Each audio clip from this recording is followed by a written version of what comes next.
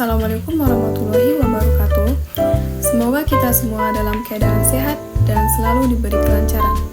Perkenalkan, nama saya Sani Malubis. Saya mahasiswi Program Studi Ekonomi Syariah semester 7. Video ini saya susun untuk memenuhi tugas UAS mata kuliah perpajakan. Pada kesempatan ini, saya akan mempresentasikan materi tentang pajak penghasilan pasal 24. Nah, sebelum kita masuk ke penjelasan materi secara detail, saya ingin sedikit berbagi nih. Mungkin selama ini, kalau kita dengar kata pajak, yang terbayang adalah aturan yang rumit atau hitung-hitungan yang bikin pusing. Apalagi kalau sudah bahas pasal-pasal tertentu.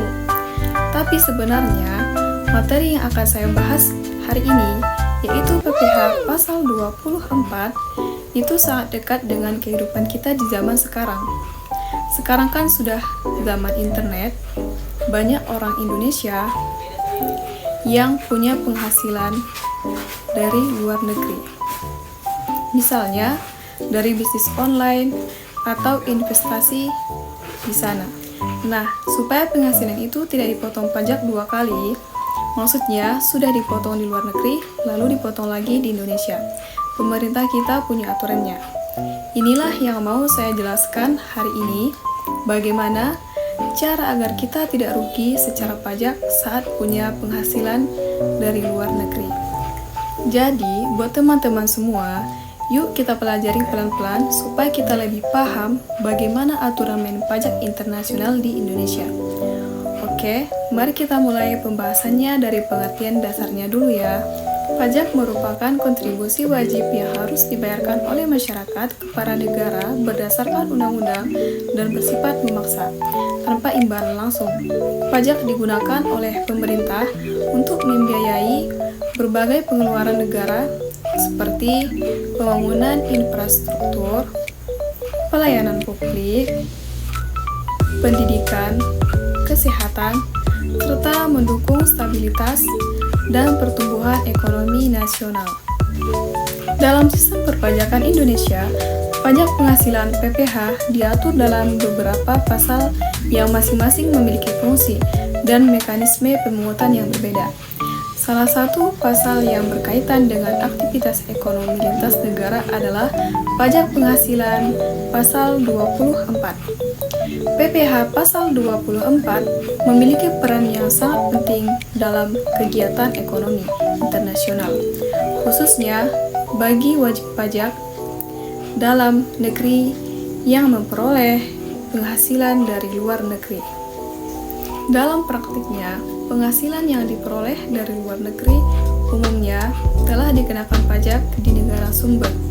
Apabila tidak diatur secara jelas, kondisi ini dapat menimbulkan pajak berganda, yaitu pengenaan pajak atas penghasilan yang sama di dua negara sekaligus, yang tentunya dapat memberatkan wajib pajak. Oleh karena itu, pemerintah Indonesia mengatur PPh pasal 24 sebagai solusi untuk menghindari terjadinya pajak berganda internasional.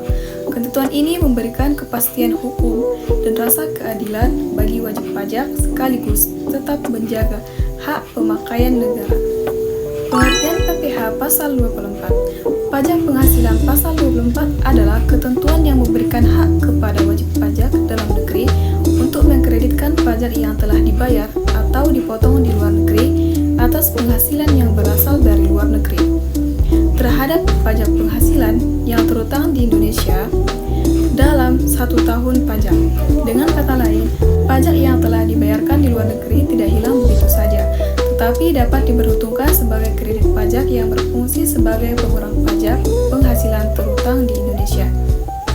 Namun demikian, pengkreditan pajak tersebut tetap dibatasi oleh ketentuan peraturan perundang-undangan perpajakan yang berlaku, terutama terkait batas maksimum kredit pajak yang dapat diakui. Melalui penerapan PPh pasal 24, diharapkan sistem perpajakan Indonesia dapat berjalan lebih adil, efisien, serta mampu mendukung aktivitas ekonomi internasional tanpa mengurangi kepatuhan dan kewajiban perpajakan wajib pajak. Berikut beberapa objek pajak PPh pasal 24. Adapun objek pajak PPh pasal 24 adalah penghasilan yang berasal dari luar negeri yang dikenakan pajak di Indonesia. Penghasilan ini mencakup beberapa jenis sebagai berikut. Yang pertama, penghasilan usaha yang dijalankan di luar negeri, seperti keuntungan dari cabang perusahaan di luar negeri. Dan yang kedua, dividen dari perusahaan luar negeri yang merupakan penghasilan dari kepemilikan saham di perusahaan asing. Dan yang ketiga, bunga, royalti, dan sewa yang diterima dari luar negeri yang diperoleh dari penggunaan modal, hak cipta, atau aset di luar negeri. Dan yang keempat, keuntungan dari penjualan saham, properti, atau harta lainnya yang berada di luar negeri. Sebagaimana penghasilan ini tetap menjadi objek pajak di Indonesia dan dikenakan pajak kembali sesuai dengan ketentuan yang berlaku. Nah, saya akan menunjukkan contoh perhitungan menggunakan pajak PPh pasal 24. Di mana contohnya adalah Tuan Budi dengan status tidak memiliki tanggungan pada tahun 2019 memperoleh penghasilan neto dalam negeri sebesar 600 juta rupiah dan penghasilan neto luar negeri sebesar 400 juta rupiah pajak yang dipotong di luar negeri dengan tarif 35% adalah sebesar 140 juta rupiah. Adapun cara penyelesaiannya yaitu penghasilan dalam negeri dan luar negeri dijumlahkan dan mencapai 1M dan dikurangkan PTKP dengan tidak ada tanggungan sebesar 54 juta sehingga penghasilan kena pajak yaitu 946 juta rupiah dan PPh terutang yaitu sebesar 228.800.000 rupiah. Sehingga yang dimana batas maksimum kredit pajak luar negeri itu mencapai sebesar Rp969.444.166 karena batas maksimum kredit pajak luar negeri sebesar Rp96.744.186 lebih kecil dari tarif pajak potongan luar negeri yang dimana kesimpulannya Pak Budi hanya membayar sebesar maksimum kredit pajak luar negeri yang diperkenankan yaitu Rp97.744.186. Sebagai penutup dari pembahasan yang telah saya sampaikan, dapat disimpulkan bahwa pajak penghasilan pasal 24 merupakan ketentuan penting dalam sistem perpajakan Indonesia. Khususnya bagi wajib pajak yang memperoleh penghasilan dari luar negeri, ketentuan ini dibuat untuk mencegah terjadinya pajak berganda, sehingga wajib pajak tidak dibebani pajak dua kali atas penghasilan yang sama.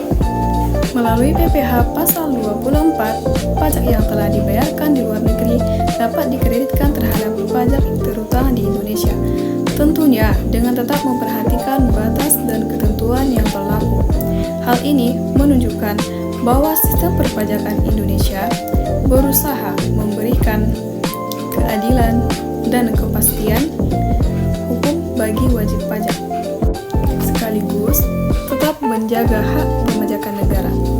Dengan memahami objek pajak, mekanisme kredit pajak, serta contoh perhitungan PPh pasal 24, diharapkan kita dapat lebih memahami bagaimana penerapan perpajakan dalam kegiatan ekonomi internasional. Selain itu, pemahaman ini juga diharapkan dapat meningkatkan kesadaran dan kepatuhan kita sebagai wajib pajak. Demikian penjelasan yang dapat saya sampaikan mengenai pajak penghasilan pasal 24. Semoga materi ini bermanfaat dan dapat menambah wawasan kita bersama. Terima kasih atas perhatian teman-teman semua. Assalamualaikum warahmatullahi wabarakatuh.